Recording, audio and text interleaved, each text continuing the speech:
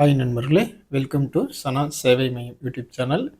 நம்ம சேனலில் இன்றைக்கி என்ன செய்தி பார்க்க போகிறோம்னா, இந்திரா காந்தி தேசிய முதியோர் ஓய்வூதிய திட்டம், இந்த திட்டத்தை பற்றி தான் தற்போது நம்ம பார்க்க போகிறோம். அதுக்கு முன்னாடி நம்ம சேனலை சப்ஸ்கிரைப் பண்ணாதவங்க சப்ஸ்கிரைப் பண்ணிக்கங்க, ஃபாலோ பண்ணிக்கங்க.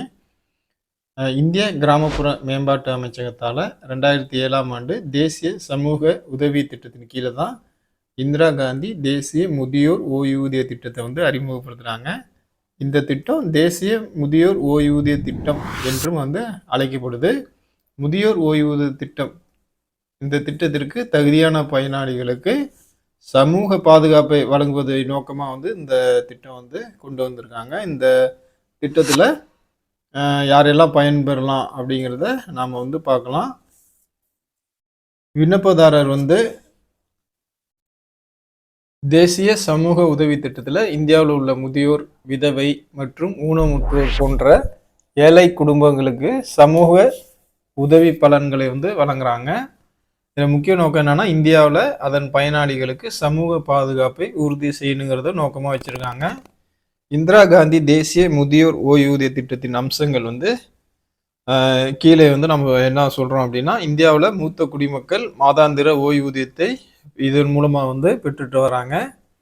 இந்திரா காந்தி தேசிய முதியோர் ஓய்வூதிய திட்டம் என்பது பங்களிப்பு இல்லாத ஒரு ஓய்வூதிய திட்டம். இந்த ஓய்வூதிய திட்டம் பெற பயனாளி வந்து எந்த தொகையும் வந்து செலுத்த தேவையில்லை. விண்ணப்பதாரர் வந்து 60 அல்லது அதற்கு மேல் வயது உள்ளவராக இருக்கணும். ஆண் பெண் 2 பேரும் வந்து இந்த திட்டத்தில் பயன்பெறலாம். விண்ணப்பதாரர் அரசாங்கத்தால் பரிந்துரைக்கப்பட்ட அளவுகோலின்படி வறுமை கோட்டு கீழ் வாழும் குடும்பத்தை சேர்ந்தவராக வந்து இருக்கணும். விண்ணப்பதாரர் வந்து ஆதரவற்றவராக இருக்க வேண்டும்.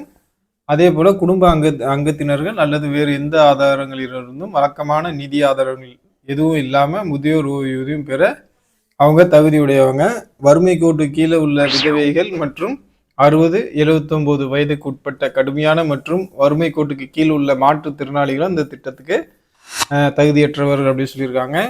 இந்திரா காந்தி தேசிய முதியோர் ஓய்வூதிய திட்டத்திற்கு என்னென்ன டாக்குமெண்ட்லாம் தேவை அப்படின்னா, வயது சான்று தேவை. வயது சான்று வந்து சம்பந்தப்பட்ட மருத்துவ அலுவலரிடமிருந்து பெற்று சம்பந்தப்பட்ட தொகுதி மருத்துவ அலுவலரால் சான்றளிக்கப்பட வேண்டும் அப்படின்னு சொல்லியிருக்காங்க.